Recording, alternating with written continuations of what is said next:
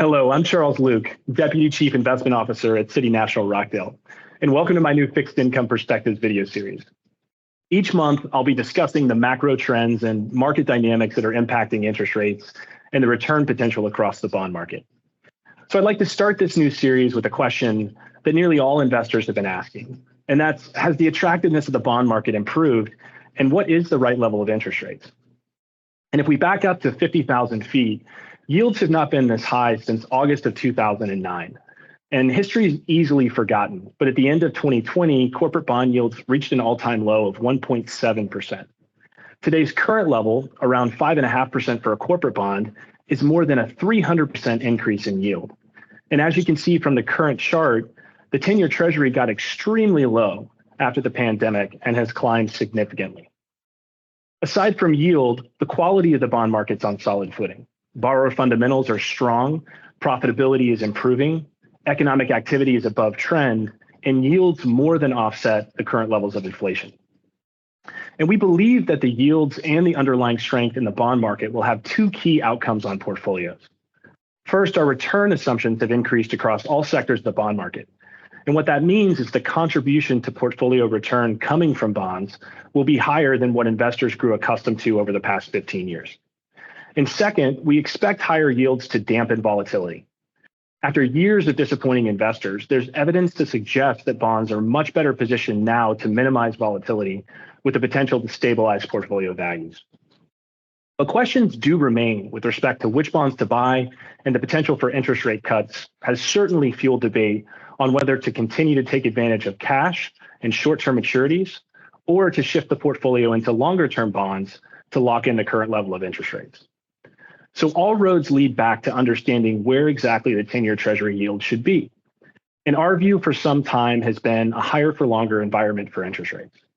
While this view has been challenged over the past 18 months, we firmly believe that rates above 4% are here to stay over 2024 and are likely to drift between a range of about 4 to 4.5%. And let's discuss the three core reasons why. So price pressures are still in the system. As you'll see from this chart, which refers to CPI surprising above expectations, both the consumer price inflation, or CPI, and that's what you and I pay for goods and services we use, and the producer price inflation, or PPI, that's the price companies pay to provide goods and services to us. Both measures came in above expectations and well above the run rates that we saw last year in December.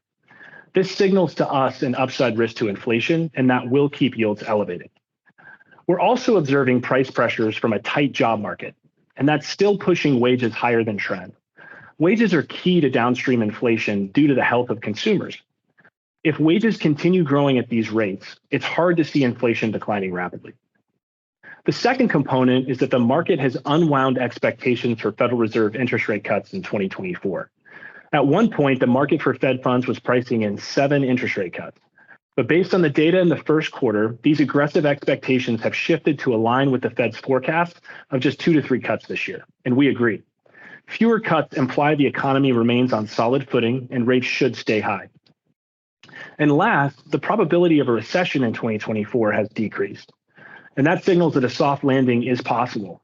If this occurs and growth stays positive, it will continue to lower the appetite for conservative portfolio positioning. And practically, this means that flows into riskier assets such as stocks and high yield bonds are likely to continue, and we think that will set a floor on yields around 4%. Now, there are also signs that the volatility investors have experienced across markets over the past 2 years is starting to decline. On the current chart, you can see the VIX index for equities and the MOVE index for treasuries, which both are measures of volatility. And they've both declined this year from elevated levels over 2022 and 2023. Calmer markets will bring more stability to interest rates. And this brings us back to our core outlook. What are our recommendations? What should you be buying? And we prefer to take risk in corporate bonds as opposed to US Treasury securities. Given the higher for longer environment and the strong fundamentals, this gives investors the potential to maximize income and to leverage the defensive characteristics of corporate credit based on higher yields. For investors in high tax states like California and New York, the municipal bond market is currently offering exceptional value. And where possible, we're also positioning portfolios with an average maturity of 5 years. You may have heard this referred to as intermediate maturities. This will help investors to keep portfolio yields high over the longer term and avoid lower cash returns if the Fed does cut interest rates. History shows us that buying long-term maturities before short-term rates start to fall is a better approach than holding on to cash. And while we certainly acknowledge that risks do remain, the future is the brightest it's been for fixed income returns in a very long time. This is Charles Luke. Thank you so much for spending a few minutes with me this month. I look forward to seeing you again next month with our fixed income update. Take care.